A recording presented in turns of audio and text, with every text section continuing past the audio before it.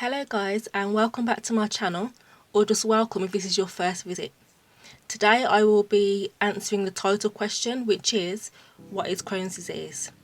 I will be going through who it affects, the causes, symptoms people get, and the treatments that are available.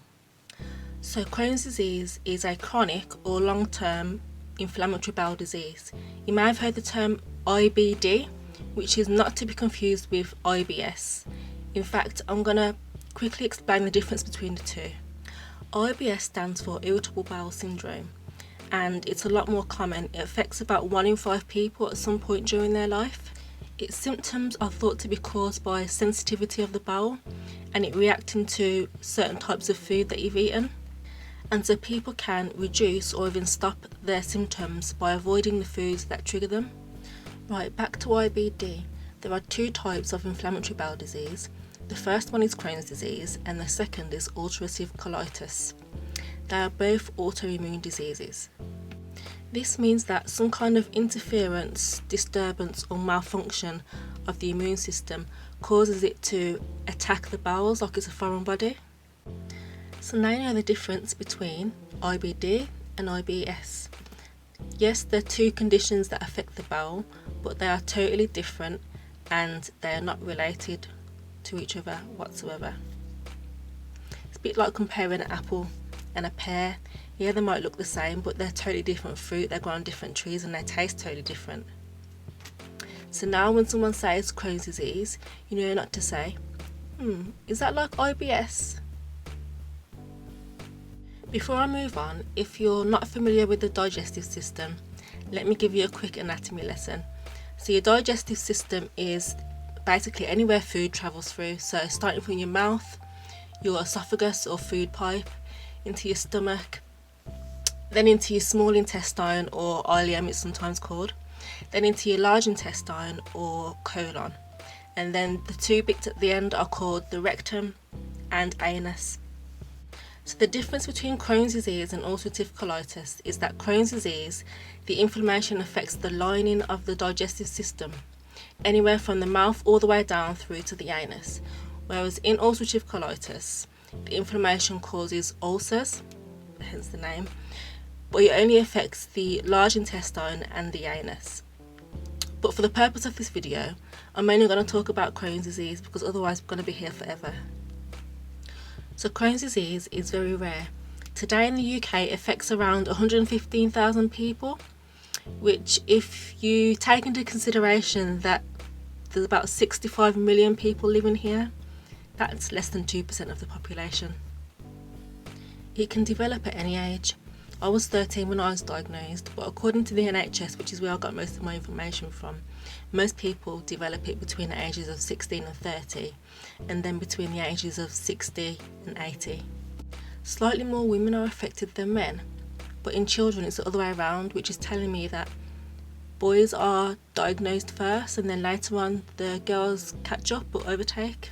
Not that it's a race or anything, but I think as well I've heard a lot of women are diagnosed with it after they've had children, so I don't know if it's something to do with their change of hormones and stuff, and you know, because your immune system changes a lot when you've had children, so maybe it's something to do with that, I don't know. It's also most common amongst Jewish people of European descent and white people. It's less common in blacks and Asians. I just must be very unlucky. So moving on to causes, there are 3 main causes supposedly. I say supposedly because no one actually knows what causes Crohn's disease. So all of these causes that we're about to mention are theories of people that have investigated Crohn's, I suppose. So the first one is genetics. You're more likely to have Crohn's if someone else in your family has got Crohn's. So I don't know anyone else in my family who's got Crohn's. When I was diagnosed, it's the first I'd ever heard of it. But I do know people who have got parents or grandparents that have got Crohn's that also have it themselves.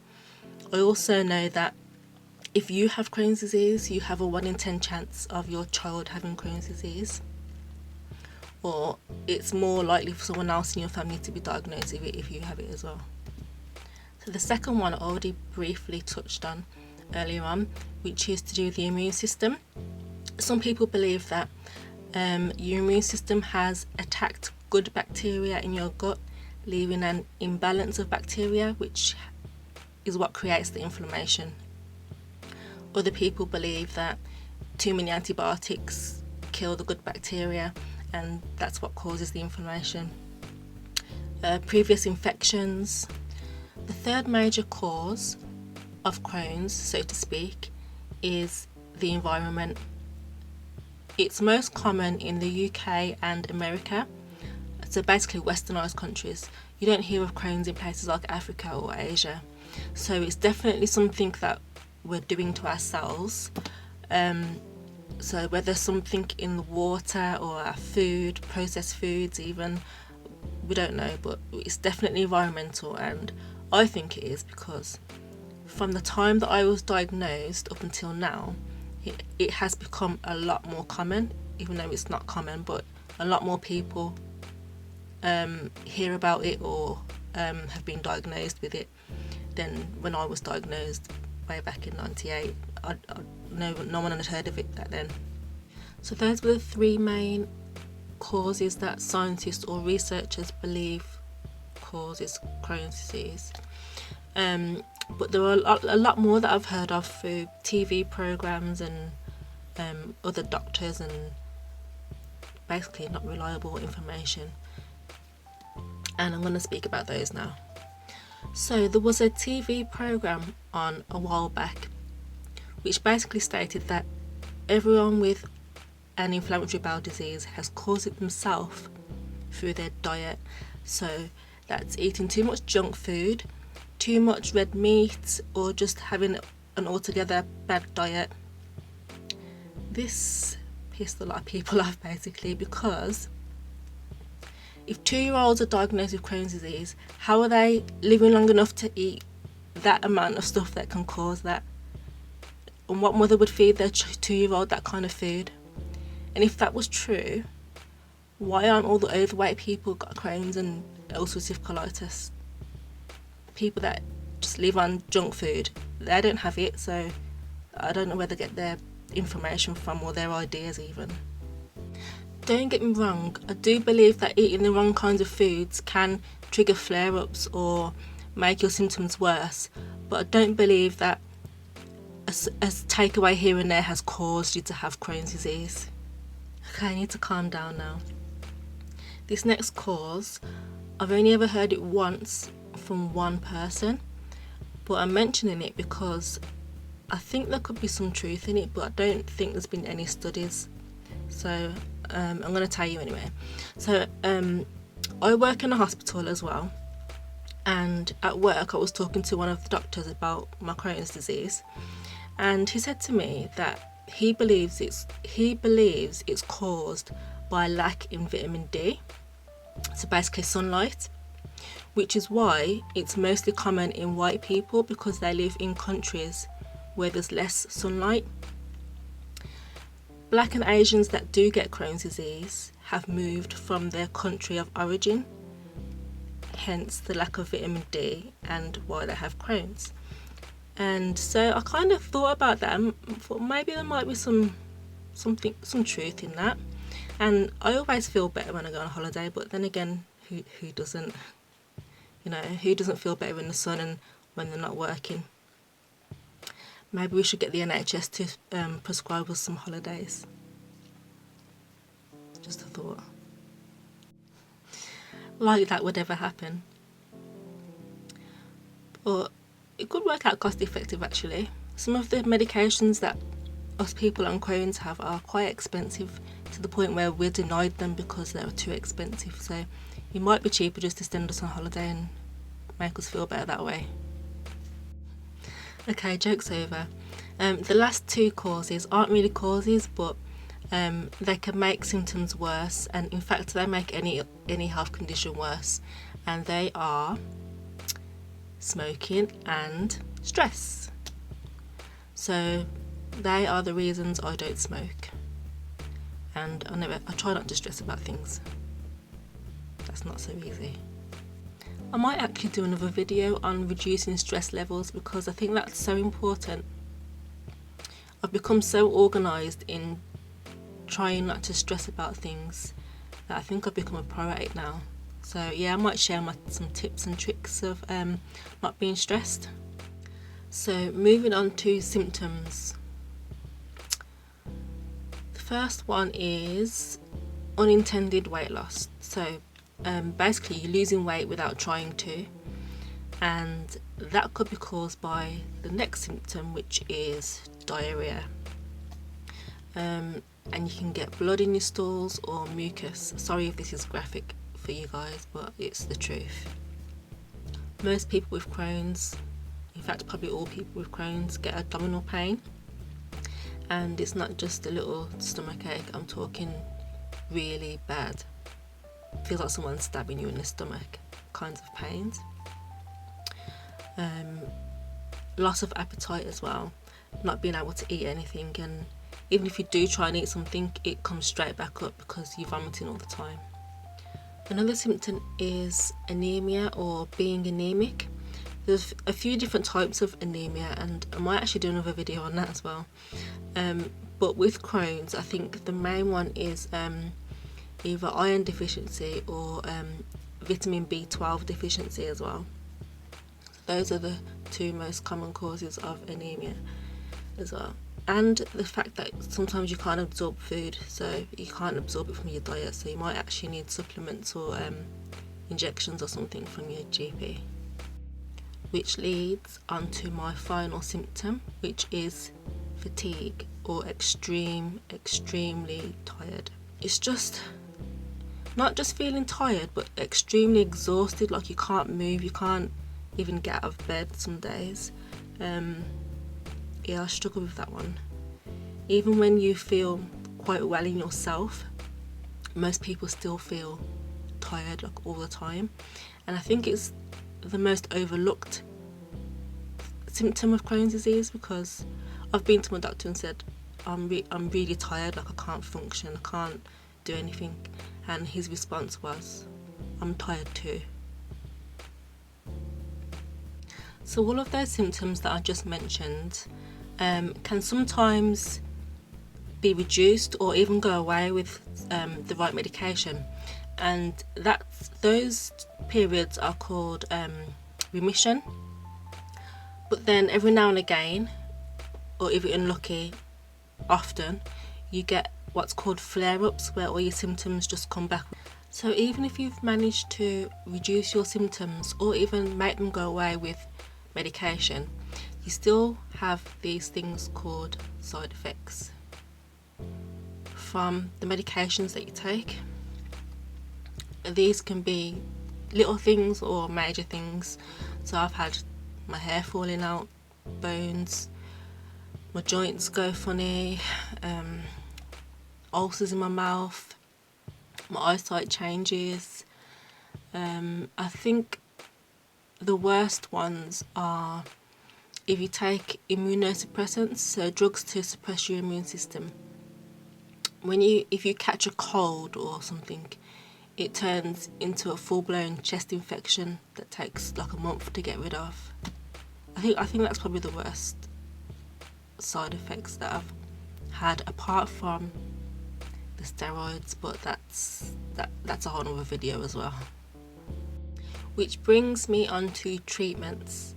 Now, when you're first diagnosed with Crohn's, I think the first thing they'll try and put you on is probably steroids, because they're good at reducing inflammation, anti-inflammatory drugs basically. But they're very toxic drugs, so they have a lot of side effects. Now, if you were diagnosed as a child, they're usually a bit more cautious with steroids because it can stunt your growth, but I didn't have that problem as a child. I was probably 5'10" at 13. So they were happy to give me steroids, and I was on those for 6 years, which wasn't very good for my bones. I'll tell you about that in another video because I want to get through this one. So the next type of medication that they might put you on, either with, or if they don't want you on the steroids, they might put you on something called immunosuppressants, which I just mentioned. They are drugs to suppress your immune system, and the idea is that because your immune system is what is attacking your bowels, it kind of gives you a bit of respite in that it stops it from working so that it's not attacking you all the time. But again, the side effects with those in that your defense system is down, so if you're around people that have colds and stuff, you can catch them quite easily, and when you do, they take ages to go away. That's the immunosuppressants. There's a lot of other drugs as well, but mainly things like painkillers, because people with Crohn's are in a lot of pain as well. Iron tablets to help with the anemia, anti-sickness tablets to help with vomiting, and one problem, they cure it with a tablet, so you could be on like, I think at one time I was on like 30 different tablets a day. Not as many now, but yeah, it's not nice to have to keep swallowing all those things, but if it keeps you well, you do it, don't you? So people with Crohn's disease find it hard to maintain their weight or put weight on. So sometimes they have to have an NG tube or something that's called a nasogastric tube, which just means basically a tube that goes from your nose into your stomach, and they feed you that way to help you put on weight. Yeah, sometimes it's a real struggle to put on weight with Crohn's disease, unless you're on steroids maybe. So with people with Crohn's disease, to them things are the opposite way around. If someone says to you, "Oh, you've put on weight," that's a good thing to someone with Crohn's. You've put on weight, it means you're healthy, you're absorbing your food and stuff. If someone says, "Oh, you're losing weight," or that tends to be a bad thing for us on Crohn's. But everyone else, people don't comment when you've put on weight. They just look and smile. When you lose weight, they'll say, "Oh, you've lost weight, how did you do that?" And you're like, "I've got Crohn's disease." And some silly people will say, "Oh, lucky you." No, it's not lucky to have Crohn's disease. So if someone's losing weight and you know they've got Crohn's, don't say that. Some people, if they're lucky enough to get the funding for it, can have newer drugs that things like infliximab and Humira sounds like a disease of its own, but yeah, some of us inject ourselves at home with these newer types of medication. That's that I think some of them are biologics and some of them are immunosuppressants as well. But yeah, some of these drugs work quite well, but they're expensive, so you have a limited amount of time on how long you can have them. And some of them, because they're quite new, I was on, I think it was the Humira.